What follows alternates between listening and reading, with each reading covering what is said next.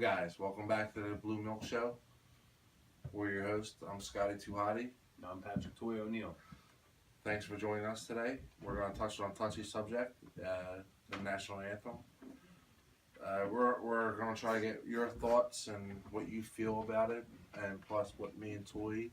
I have a special interview with a guy from work that's a Marine himself, and see how he feels about it.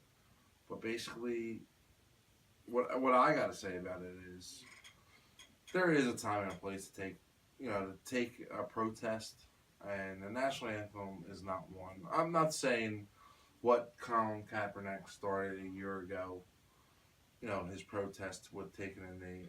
I'm not nothing against him, and I strongly believe that a lot of his, it needs to stop. A lot of stuff needs to stop in this world and in this country alone, and that's one of them. But the time and the place to take a protest, I don't think it should be done at the national anthem. But that's my opinion alone. I mean, anybody can have a different opinion. And when he started, people followed. And with Donald Trump with Donald Trump saying what he did in this past week, I thought it made a really huge difference. If any of you guys watched the last video and the last game on Thursday night's game with Green Bay versus Chicago Bears, how they stood, both teams stood united with arms locked for the national anthem. I think that had a lot of effect with what Donald Trump actually said. Not saying he said something right, because I believe what he was basically saying was dead wrong. But I believe the NFL themselves took a stand against him and showed themselves united. Because the way we're doing it right now, we're bickering back and forth. We're one of the world's strongest nations, and we're shown to our allies and our enemies like we're two small children in the backyard fighting over, a small toy. We're bickering back and forth over race. I mean, come on. We're all one race. Just because we have different shades of color doesn't mean we can't get along. I mean, what's your opinion? Well, when Kaepernick started this a year ago, I was kind of ticked off because, this is America. This is what we represent, the flag. But reading into it and knowing what he was trying to get his message across, I kind of understood what he was trying to do. And there is no right or wrong time to start a protest. This is the only way to get people's attention, and this is what we're doing. We're talking about it right now. So he got the message across, and it just seems like it's been working so far, because you actually have seen that crime has been going down between the cops and the black community and everything. So I think that there has been some justice being served, but when the other thing I was really, what bothers me is people want to talk about this and worry about this, but what about the fans that are out there that during the national anthem, that are sitting there drinking their beers, sitting down during the national anthem, eating a hot dog? They don't care about the flag, but nobody in this section is saying anything to those guys. And most of the people that are disagreeing with this controversy are the ones that don't say nothing to these people.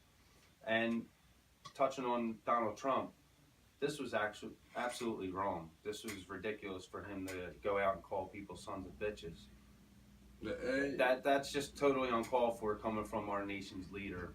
And I really don't want to get into the politic part of anything, so I'm just going to leave it at that. The NFL, it was awesome to see them all unite and have the fans all unite in the stands, locking arms and everything. I thought that was definitely transition to what's been going on with this showing us that protest on what started with the kneeling, but doing it this way, it's united we stand, and with whatever color anyone is, or religion, just or seeing nationality. everybody, just seeing everybody staying united, hugged up. I thought that was really cool, man. I did too, and then I have nothing to say against it at all. I mean, I think it's getting a little too trendy out there through social media that everyone's attaching to it, and I believe Thursday night's game with the national anthem, with everyone standing united with arms locked. I mean, they tried to get the crowd involved. The crowd didn't really, go full, for it, but both teams did. The crowd all the crowd stood, but still. You tell us what you think, guys. And well, even last week with when Trump came out with this, I was actually infuriated so much to the point where I was almost boiled up, saying, "Why don't we just stop doing the national anthem?" Which, don't get me wrong, I don't want it to stop, but it's just that so much controversy and people are taking it way out of context. Now it's like, why don't we just completely cut it off? But now thinking about it and reflecting on it, now it's like, if we were to do that, now we look like cowards. Yeah. So, well, I also thought if it was coming down to that bad of a point where, some teams actually chose to stay in a locker room right, for it, just to do it but that way. that was just to take a stance on the president. Yeah, I know, but it had nothing to do with the other stuff that had been going on. You guys let us know. Always follow, share, like, comment. Don't forget to convince your friends to subscribe to this channel. We got two lovely guys here. Sometimes we have a third partner. I'm not going to say no names, but until next time, guys, may the force be with you. Man, I want to cough so. Good afternoon, everybody.